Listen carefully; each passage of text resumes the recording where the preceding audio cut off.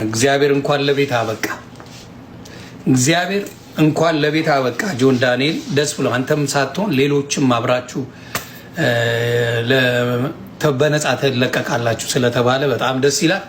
ጆን ይመችህ፣ በርታ። እግዚአብሔር ጨረሻሽንም አላህ Subhanahu Wa Ta'ala ያሳምርልሽ። ብዙ ቦታዎች ላይ ስትቆሚ አላህን Subhanahu Wa Ta'ala ሳታመሰግኝ ያለፍሽበትን አላየሁም። ምንም ያህል በጣም ደካማ በሆነ እምነቴ ላይ አላህን ሳላመሰግነው ውዬ አድሬ አላቅምና አልহামዱሊላህ ረቢል ዓለሚን።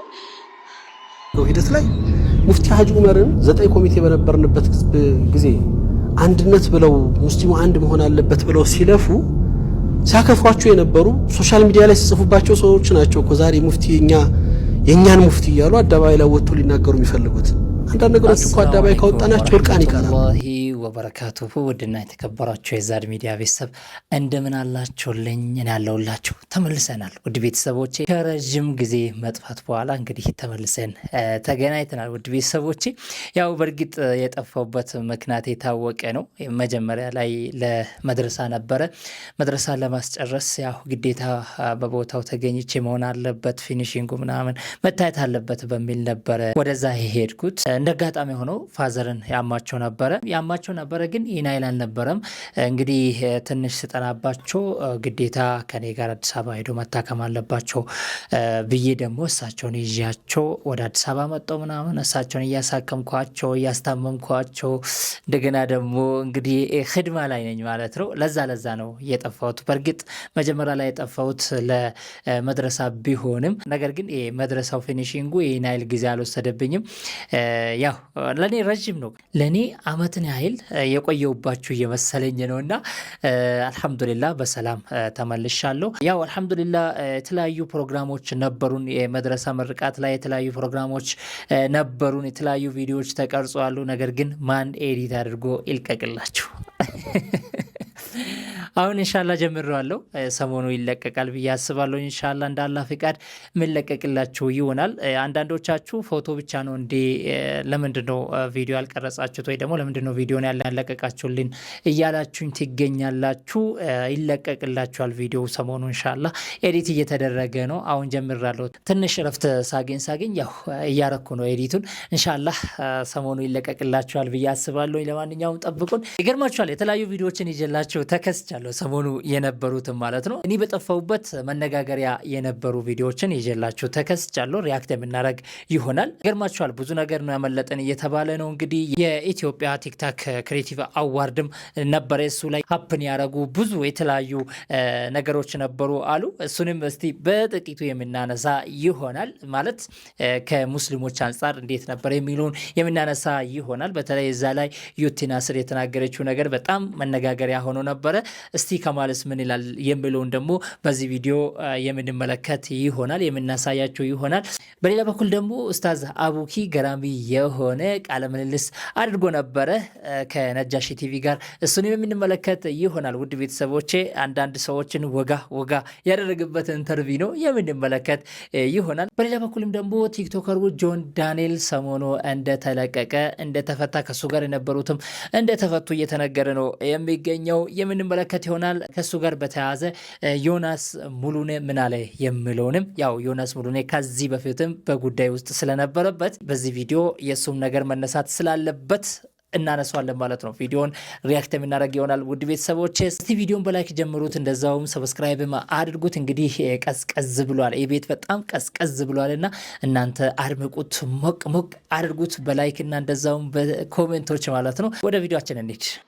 ምንም ያህል በጣም ደካማ በሆነ እምነቴ ላይ አላህን ሳላመሰግነው ውዬ አድሬ አላቅምና አልহামዱሊላህ ረቢል ዓለሚን። ይሄ ሽልማት ባይዘው ቀልድ አይደለም። ለ5 ዓመት ሳይፈርሹ መቀመጥ በጣም ከባድ ነገር ነውና በጣም ነው ማመሰግናችሁ።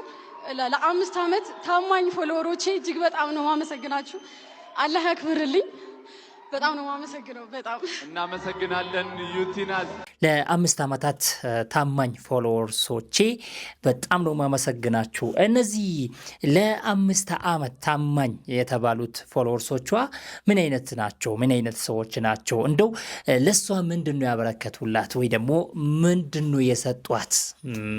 ምንድነው እስቲ አስቡት። እስቲ ዩቲናስ እዚህ ደረጃ እንድትደርስ አድርጓሉ ስላችሁ ከእስልምና ባትወጣም ነገር ግን በጣም እስልምናዋ ወይ ደግሞ ሃይማኖቷን የማይወክሉ ነገሮችን ስታደርግ ነበረች። ለዚህ ደግሞ ያደረሷት እነሱ ናቸው ወይ ደግሞ ፎሎወርሷ ናቸው። ይህንን እንድታደርግና ማለት አንድ ሰው ፎሎ አደረገህ ማለት እያበረታታ ነው። ወይ ደግሞ አንድ ሰው ኮሜንት ጽፎ በርቺ ምናምን ካላት በቃ እሱም የዛ ነገር ተሳታፊ ሆኗል ማለት ነው፣ አግዟታል ማለት ነው። ጋር እናንተ በርቱ ምናምን ስትሉን እኛ ዩቲዩበሮችን በርቱ ምናምን ስትሉን በጣም የሆነ ደስታ ነው የሚሰማን። እናም ደግሞ የጥንካሬ ስሜት ነው የሚሰማንና ዩቲናስ እንድትገላለጥ ዩቲናስ በሃይማኖቷ የተከለከለ ነገር እንድታደርግ ያደረጓት እነሱ ናቸው ማለት ነው። እቺ ልጅ ፎሎ ባትደረግና እንደዛው በርቺ ባትባል እንደዛው ብዙ ላይኮች ባታገኘች እቺ እህታችን ዛሬ እዚህ ባልደረሰች ነበር። ዛሬ በተለያዩ ቪዲዮዎቿ አላህ Subhanahu Wa Ta'ala ባላመፀች ነበር ማለት ነው። ነገር ግን እነዚህ ሰዎች ዛሬ ባንደበቷ እየተመሰገኑ ያሉ ፎሎወርሶቿ ለዚህ ሁሉ ድርጊት፣ ለዚህ ሁሉ ነገር፣ ለዚህ ሁሉ ጥፋት አድርሷታል ማለት ነው። እኔ የለውበትም አላረኳትም። ሌላኛው ደግሞ አልহামዱሊላህ አለች። እስቲ ምን አድርጋ ነው አልহামዱሊላህ ያለችው? እዚህ ጋር ቲክቶክ ክሬቲቭ አዋርድ ላይ የቀረበችው ምን አድርጋ ነው? እንደው አላህን ካላመጻችሁ በአላህ ላይ ድንበር ካላለፋችሁ እኮ ይሄ ነገር እንደማይሰጣችሁ አይነት ነገር እኮ ነው አይደል እንዴ? ዛንድሮ አንዳንድ ወንድሞቻችንን አይተናል። ጥሩ ነገር የሚሰሩ ሰዎች እዛ ላይ ተገኝቶ ሲሸለሙ የሆነ ሪኮግናይዝ ምናምን ሲደረጉ ተመልክተናቸዋል። ነገር ግን አብዛኛው ጊዜ እንደዚህ አይነት በቃ እንደውም እዛ ላይ ፕሮግራሙን ራሱ የታደሙ ቲክቶከሮችን አይታችኋል። በየአመቱ ቲክቶከሮቹ አለባበሳቸውን ብትሉ ምናቸውን ብትሉ ስለ ሃይማኖቱን ካን ተውት ከኢትዮጵያ ባህሉን ካን የወጣ ማለት እኛ ማናቀው ማለት ነው። እኛ ኢትዮጵያውያኖች አለባበሳችንም የታወቀ ነው። በቃ ሁሉ ነገራችን የታወቀ ነው። ነገር ግን እዚህ ጋር እነሱ ለብሶ የሚሄዱት ነገር ኢትዮጵያን የሚገልጽ አይደለም። እንደው አውሮፓ ላይ ራሱ እኮ እንደዚህ አይነት ነገር አሁን ላይ እየጠፋ ያለበት ሲቹዌሽን ነው ያለው። አሜሪካን ብትወስዱ እና ምን አይነት ፕሮግራም እንደሆነ እንግዲህ ተመልክታችኋል ብዬ አስባለሁ። እና ዩቲናስ ለምንድን ነው አልহামዱሊላህ አለችው? ምን አልহামዱሊላህ የሚያስብል ነገር ነው ወይ? የሰራችው ምን ኸይር ነገር አለና ነው አልহামዱሊላህ አለችው? ምን አይነት ጥሩ ነገር፣ ምን አይነት ኸይር ነገር፣ ምን አይነት አላህ ዘንድ የማያሳፍራት ነገር፣ ነገ አላህ ፊት ቆማ የማታፍርበት ነገር ምን ሰርታ ነው ዛሬ አልহামዱሊላህ አለችው? ይሄ በጣም ማሳሳቢ የሆነ ነገር ነው። እናም ደግሞ እንደማይቻል ነው። ምክንያቱም እየሰራች ያለችው እህታችን ወንጀልን ነው። ወንጀል ሰርቶ አንድ ሰው እንዴት አልহামዱሊላህ ይላል? ዛሬ ተቀባብታ ሴት ልጅ አደባባይ ወጣ የተከለከለውን ነገር እያደረገች እንዴት አልহামዱሊላህ ትላለች እንዴ? አንድ ሰው ዚና ሰርቶ አልহামዱሊላህ ማለት ይቻላል እንዴ? አይቻልም እኮ። አንድ ሰው ሰርቆ አልহামዱሊላህ ስላሰረከኝ ብሎ አላህ ማመስገን ይችላል? ምክንያቱም ያንን ነገር እንዲያደርግ ያደረገው ሰይጣን ነው እንጂ አላህ ስላልሆነ ማለት ነው። ይሄ በጣም ከመሀይምነት ከድድብና የሚመጣ ካለ ማወቅ የሚመነጭ ችግር ነውና ይሄም ሊታረም የሚገባ ነገር ነው። አላህ ትክክለኛውን ቀጥተኛውን መንገድ ያሳያት ይምራት እንላለን። ዩቲ እህቴ አላህ Subhanahu Wa Ta'ala የበለጠ ወደሱ የምትቀርቢበትን መንገድ ይክፈትልሽ በሩን በረህመቱ በእዝነቱ። መጨረሻሽንም አላህ Subhanahu Wa Ta'ala ያሳምርልሽ። ብዙ ቦታዎች ላይ ስትቆሚ አላህን Subhanahu Wa Ta'ala ሳታመሰግኚ ያለፍሽበትን አላየሁም። ጉድለትሽንም አንድም ቀን ነቅፈሽ አታቂም። ዱዓም አርጉልኝ ትያለሽ ለእህቶችሽ ለወንድሞችሽ። ወተሽ አልহামዱሊላህ ብለሽ አመሰገንሽው ጌታሽ በረህመቱ በእዝነቱ በቸርነቱ በሮችን የኸይር በሮችን በሙሉ ይክፈትልሽ። ሁላችንም አጥፊና ተሳሳቶች ነን።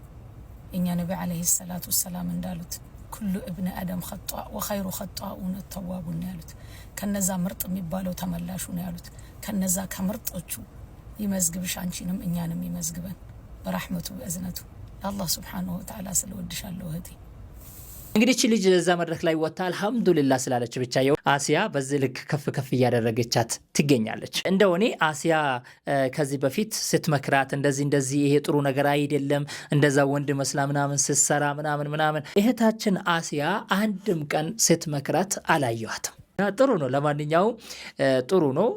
ግን እሷ መድረክ ላይ ወጣ ብቻ አልহামዱሊላህ እንድትል ብቻ ማበረታታት ሳይሆን ከምትሰራው ነገር እንድትቆጠብ እየሰራሽ ያለሽው ነገር ጥሩ ነገር አይደለም። በቃ ግልጽ አንድ ነገር እንድትረዱት መፈልገው እንደው ዛሬ ልናገረው መፈልገው ሙፍቲ ረህመቱላህ አለይ በጣም ከሚቀርባቸው ሰው ውስጥ ነበርኩ ብያምናለሁ። በአንድ በኩል ዛሬ ሙፍቲን ረህመቱላህ አለይሂ ሙፍቲ ሀጂ ዑመርን አንዱ ደጋፊ አንዱ ወዳጅ አንዱ ጠላት ተደርጎ ለመፈረጅ የሚደረገው ሂደት ላይ ሙፍቲ ሀጂ ዑመርን 9 ኮሚቴ በነበርንበት ጊዜ አንድነት ብለው ሙስሊሙ አንድ መሆን አለበት ብለው ሲለፉ ሲያከፏቸው የነበሩ ሶሻል ሚዲያ ላይ ሲጽፉባቸው ሰዎች ናቸው እኮ ዛሬ ሙፍቲ የኛን ሙፍቲ እያሉ አዳባይ ላይ ወጥቶ ሊናገሩ የሚፈልጉት። አንዳንድ ነገሮች እኮ አዳባይ ካወጣናቸው እርቃን ይቀራሉ። ግን ስለማይጠቅም ነው የቤት ውስጥ ውይይት ነው የሚፈልጉት። አሉ እኮ ሶሻል ሚዲያ ጽፎታል የለጥፏቸው ለጥፎች አሉ ለሙፍቲ ሲሰጣቸው የነበሩ አንድ ነገር እስቲ በና አህመድ ዲን ጨሎ ከዛም በኋላ በነ ሼክ መሐመድ አሚን መጅሊስ ውስጥ ሙፍቲ ነበሩ አይደል? ሙፍቲ ፕሬዝዳንት ነበሩ፣ ምክትል ፕሬዝዳንት ነበሩ፣ ዋና ጸሐፊ ነበሩ፣ የዑለማ ሰብሳቢ ነበሩ አልነበሩ? ሱፊያ የተባለው መጅሊስ በነበረበት ጊዜ ማለት ነው ያውቃፍ ዘርፍ ኃላፊ ተብሎ አንዲት ወንበር ያላት አንዲት ክፍል ውስጥ ነበርኩ ሙፍቲ የሚቀመጡት።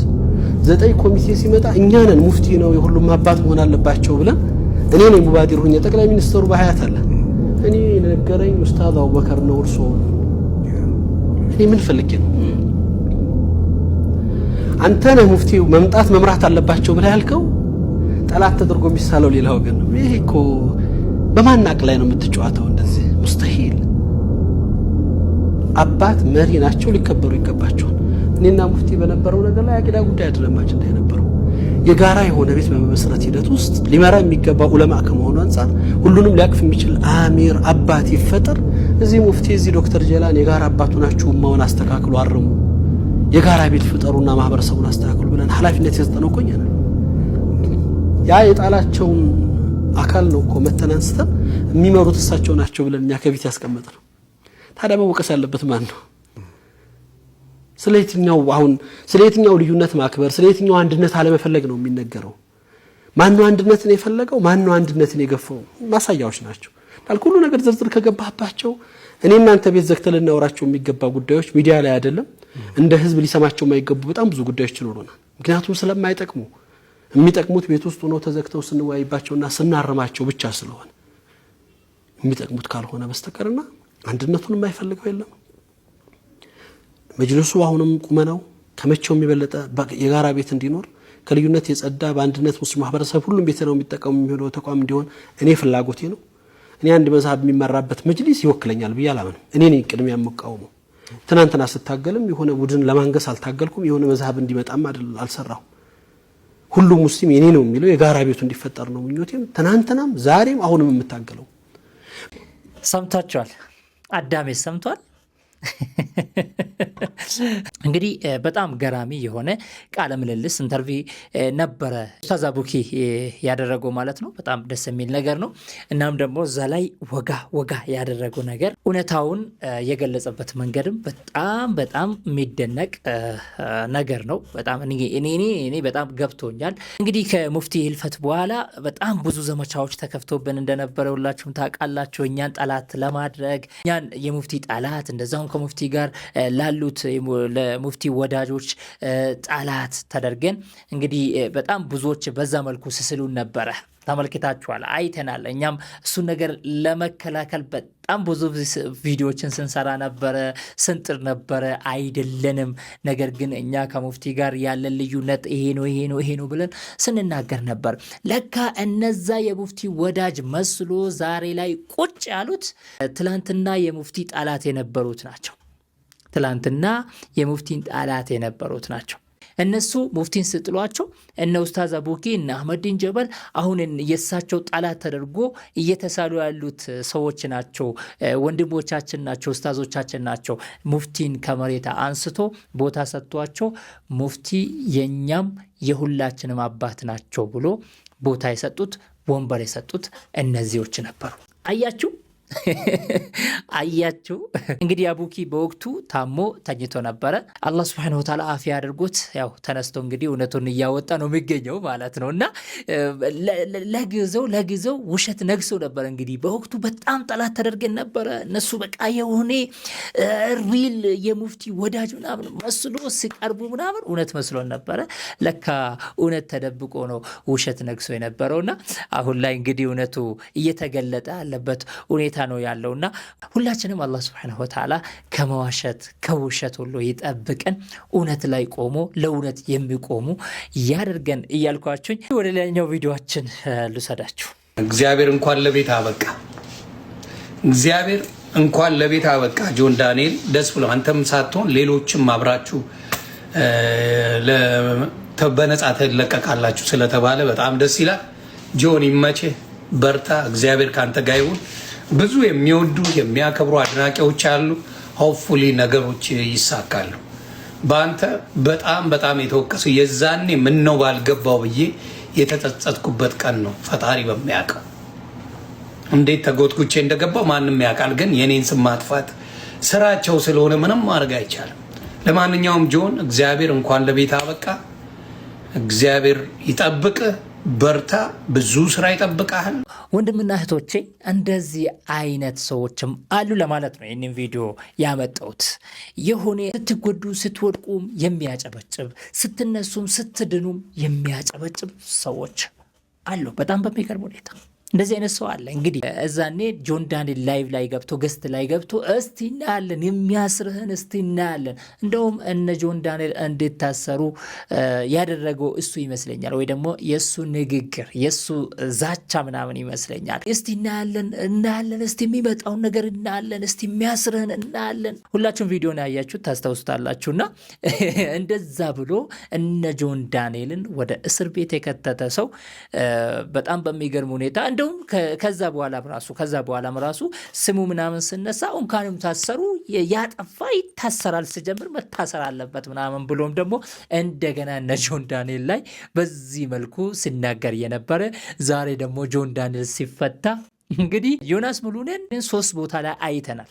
በእነ ጆን ዳንኤል ጉዳይ ብቻ 3 ቦታ ላይ አይተናል። እንደዚህ አይነት ሰው ማለ በጣም ይገርማል። በቃ የሆነ ማስመሰል የማይሰለቻቸው ማስመሰል የማይደብራቸው ሰዎች አሉ። እንደዚህ እንደ ዮናስ ሙሉኔ አይነት ሰዎች ብዙ ሰዎች አሉና ከእንደዚህ አይነት ሰዎችም ከዚህ አይነት ሰው ምላስም ይጠብቀን፣ ከእንደዚህ አይነት ሰዎች ተንኮልም ይጠብቀን እላችኋለሁ። ለማንኛውም አለው ለማለት ያክል ነው የተከሰትኩት። ውድ ቤተሰቦቼ በሌላ ቪዲዮ ተመልሰን የምንገናኝ ይሆናል። ኢንሻአላህ የፕሮግራማችን የመድረሳው ምርቃት ፕሮግራማችን በጣም ሞቅ ደመቅ ያለ ፕሮግራም ነበረ። በጣም የተደሰትንበት የሄዱትም እነ ወንድሜ አንዋር እነ ሰዒድ እናም ደግሞ ከኛ ጋር ያሉ የሁድሁድ ጀማዓዎችም እንደዛው በጣም የተደሰቱበት በጣም የተገረሙበት ፕሮግራም ነበረ እና ቪዲዮን ኢንሻአላህ በቅርቡ ጠብቁኝ። ነገ ወይ ከነጎዳ ኢንሻአላህ እንዳላህ ፍቃድ አላህ ካለ ሰላም ካደረገን ኢንሻአላህ በዚህ ሁለት ቀን ቪዲዮ ይለቀቅላችኋል። ቪዲዮን ላይክ እያደረጋችሁ ሼር እያደረጋችሁ ለሁሉም አዳርሱትና ቪዲዮን ተመልከቱላችኋለሁ። ውድ ቤተሰቦቼ በሌላ ቪዲዮ ተመልሰን እስክንገናኝ የዛሬው ቪዲዮ በዚሁ አበቃው። ከማል ነበርኩኝ። ወሰላሙ አለይኩም ወራህመቱላሂ ወበረካቱ።